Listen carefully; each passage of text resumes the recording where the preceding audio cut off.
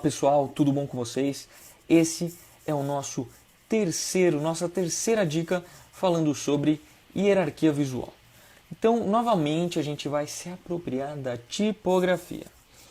Mas a gente vai se apropriar da tipografia de uma maneira um pouco diferente. E eu vou mostrar para vocês daqui a pouco. O nome que se dá a isso, a gente costuma chamar de peso tipográfico. Ou seja, tem coisas que são mais pesadas do que a outra, né? Isso acontece na vida mesmo, né? Então, uma melancia é mais pesada do que uma laranja, por exemplo. E isso acontece na tipografia também.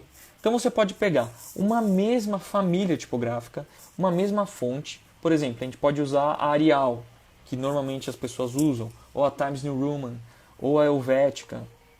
Então vamos pegar uma dessas tipografias.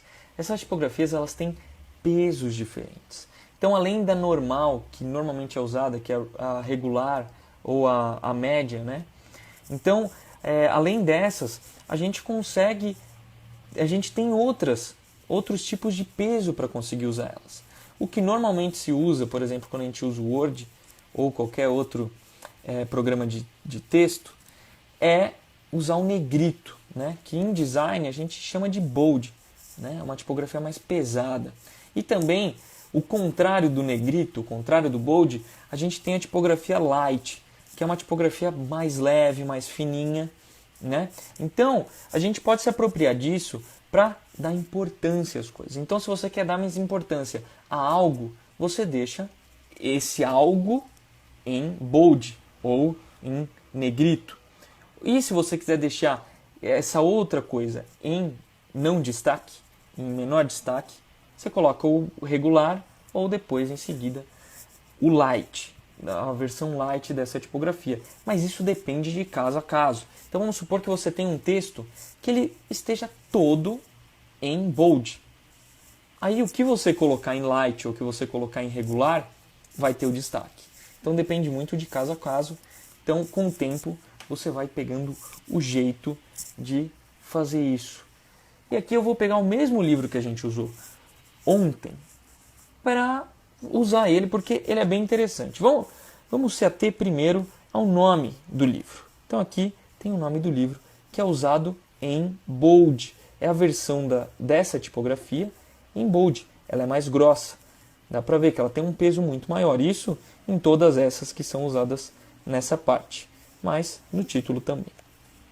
Aí você tem no subtítulo. O subtítulo ele é usado um tamanho regular dessa mesma fonte daqui. Né? Dá para ver que, por exemplo, aqui o N é o mesmo N daqui. E você tem um tamanho regular que você está usando essa mesma tipografia. E depois, em seguida, você tem o nome do autor, que é o terceiro ponto da hierarquia, onde você tem aqui o nome do autor, mais leve, em light.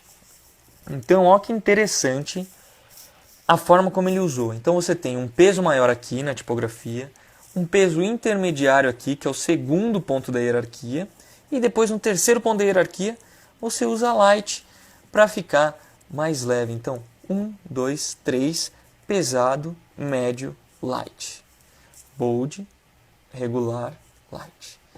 Muito bacana como ele usou aqui essa forma.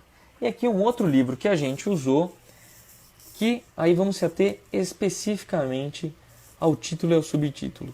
Vê novamente aqui o título em bold e o subtítulo ele é dividido entre médio até esse ponto aqui e depois em light. Ou seja, você dividiu uma mesma caixa de texto em duas hierarquias. Então, se fosse olhar só esses dois, né, a gente teria o primeiro ponto, o segundo ponto que vai até aqui e o terceiro ponto.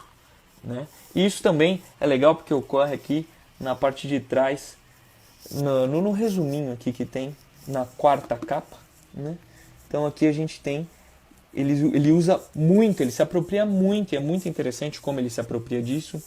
Então você tem o texto, vamos dizer que inteiro, em regular, e em alguns momentos ele usa bold, mais do que o comum que as pessoas usam, ele usa bold. Tá bom?